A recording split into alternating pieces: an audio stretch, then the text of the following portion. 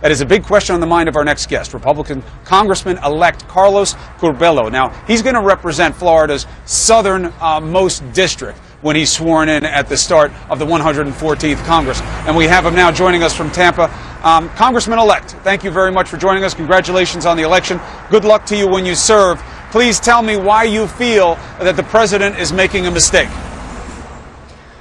Chris, good morning. Look, my generation wants the same thing that all generations of Cuban Americans want. Number one, we want a strong United States that leads. We did not see that yesterday. The United States, in exchange for Alan Gross, who we're very happy is back home, gave away 3 criminal spies, one of who was convicted of murdering American citizens, and gave Cuba everything with regards to diplomatic relations. That's bad for U.S. national security.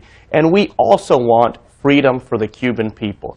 You know, for over 50 years, the occupant in the White House, no matter the party, has had a policy of solidarity with the Cuban people, with the political prisoners, with the widows of those who have been executed by the Cuban government over the last 56 years.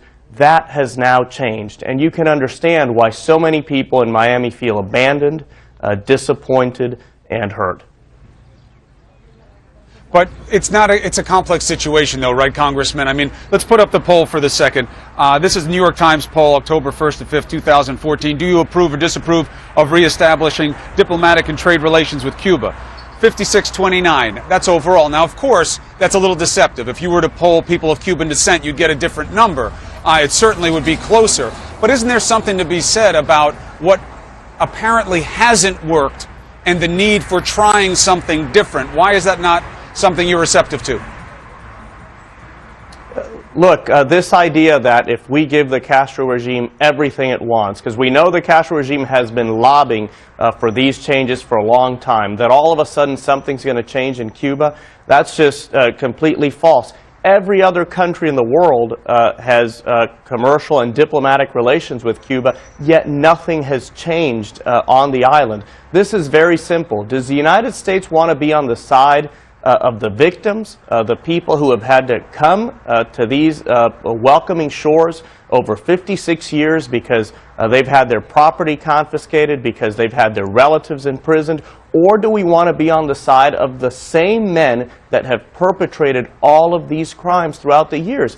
As an American, because I'm an American citizen born in this country, I want to be on the right side of history. And what the president did yesterday is, for the first time in 56 years, put an American president at the table with the Castro brothers and no longer in solidarity with the victims of all of these crimes. And by the way, Chris, something that gets lost in all of this conversation, yes, the Cuban government is an enemy of the United States. This is a government who only last year was caught trafficking arms illegally to North Korea. This is a government that's been complicitous in the murdering of young men and women on the streets of Caracas in Venezuela. This is not a good neighbor. This is not a country that we should be welcoming and accepting of. However, we shouldn't be surprised because President...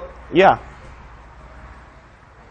Congressman, I understand the perspective you're offering. And look, we had people coming up to us last night, and they said, you know, Cuomo, I know your name. Your people came here for opportunity. My people came here because they had to. They were chased out of their country. They lost everything. And now you're rewarding the same men who did that to them. And that has always been true. I don't think the president or anybody else is trying to take away from that. But what do you say to the Cuban people who are so desperate, who are without so many, you know, really just freedoms that we take for granted here, and that they see this as hope? They see this as a chance of better things for them. What do you say to them?